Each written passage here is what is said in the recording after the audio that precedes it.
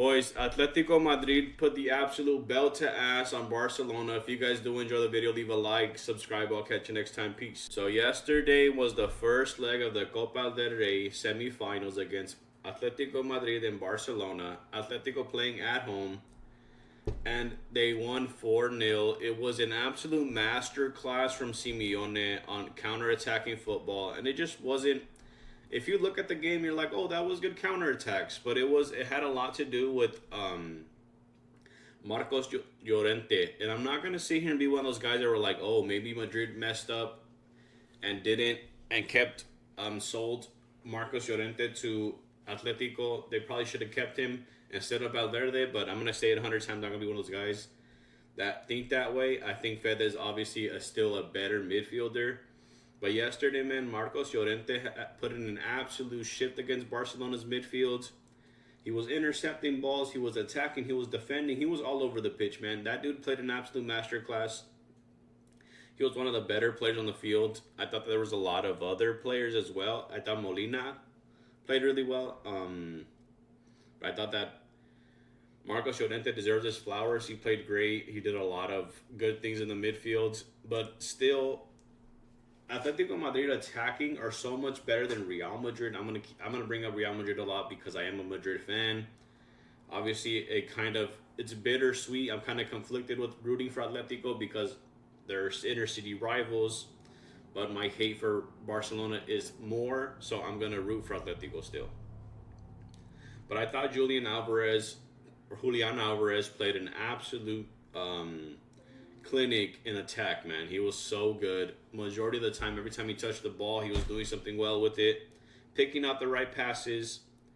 And I hope and I pray that he doesn't go to Barcelona, man. This dude is so good. Like, once Lewandowski retires or they cut him or let go of him, I think that they're going to go super heavy on Haaland and or Julián. I hope he doesn't go to either of those teams. I hope he stays right where he is. I think he's doing really well. Obviously, it's kind of one of those things where you're like, man, that dude is so good, but we don't need him. So it sucks. I hope he doesn't go there. He might. There's a high likelihood. It would suck because going from Atletico to Barcelona is not always a good thing. But he played really well, man. He had a couple good finishes here and there. He had a couple goals taken off the line by Koundé. And speaking of Koundé and Lookman, it's so funny watching this game because I'm sitting here looking at Koundé like go crazy against Lookman and go crazy against Griezmann. And dude's not a good defender, and he locked the Vinny. If you guys remember that game, he had Vinny on lockdown, man. Dude was not doing nothing. Maybe it had an extra motivation, but this dude was butter chicken for Griezmann and Lookman, and they were just like tearing him apart.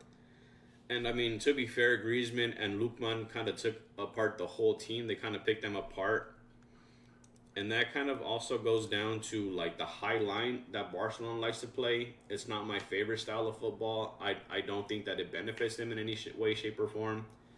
I don't think they have a good enough keeper. I don't think they have a good enough center backs. I don't think they have good enough wing or left back and right back. I know Valdez good going in attack, but I'm not sure how he's defending. He's fast, and that's kind of his trait. That's his attribute. That's his standout stat. Koundé's okay. He's strong. He's physical. Whatever. I understand that. But like him having to get back and to defend a cross or defend a pass to the top of the box, he's not that guy. He got ripped to shreds by Lookman and Griezmann. They were kind of having a field day with him. And then people are going to say, like, oh, Barcelona got scammed out of a goal. And this is super, like, the part that a lot of people hate about VAR is that these plays are so close. And I think when this was getting reviewed, man, I think it was like a 6-minute process. It was so long. And I thought first look, real time, it looks onside. But then I looked the second time and I was like, oh, yeah, he's off because Lewandowski touches the ball. He's a little bit ahead of Cubarsí that scores the goal here. He's a little bit ahead of him, and I knew that from the second look at it. And then it took them forever just to look at it and confirm the call as offside. But it was just like, bro, this is taking too long. Like, should not take this long. But the goal was not given. It was determined offsides, and that was the image that VAR gave, and a lot of people were mad about it.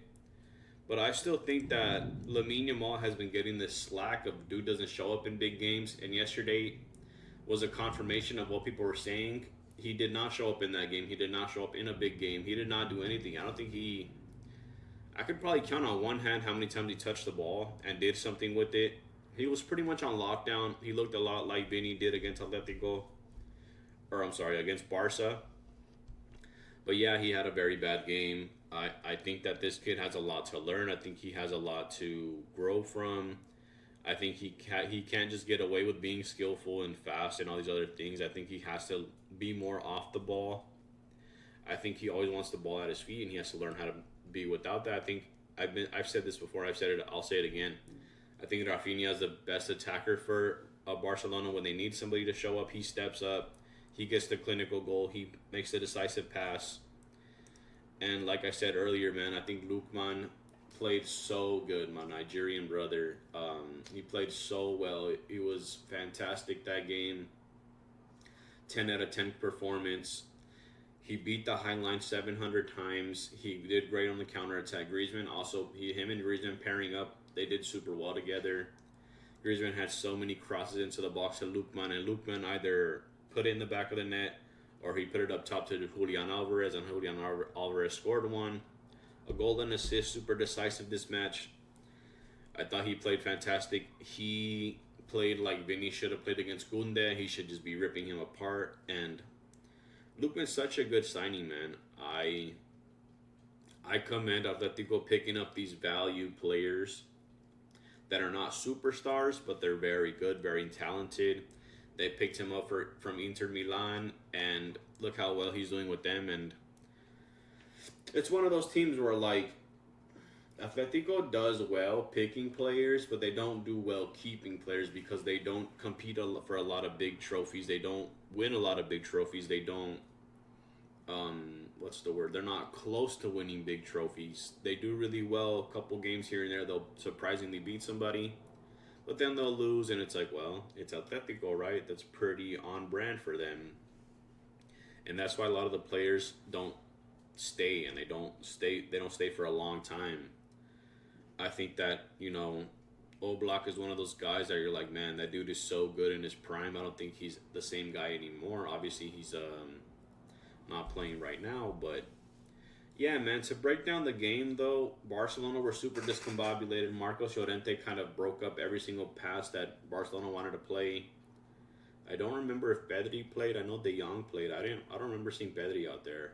I mean, he probably ghosted, but players that stood out to me were obviously Griezmann, Lookman, and Julián Álvarez, but Marcos Llorente was one of those guys that was like, man, dude is playing out of his skin. He's everywhere. He's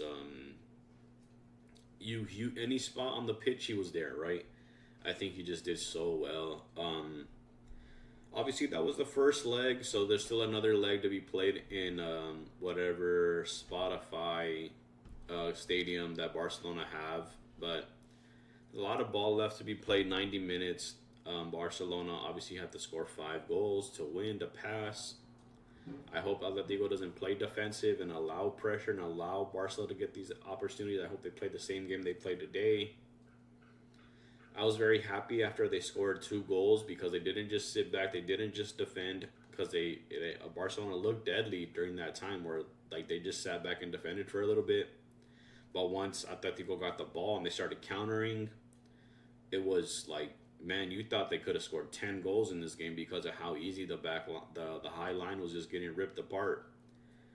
And yeah, man, I think Barcelona were lucky to get out of this game with just 4 goals down. They played super bad. Maybe an off day, who knows? I think Atletico played really well. Lookman, decisive player. Llorente, such a valuable player to that game.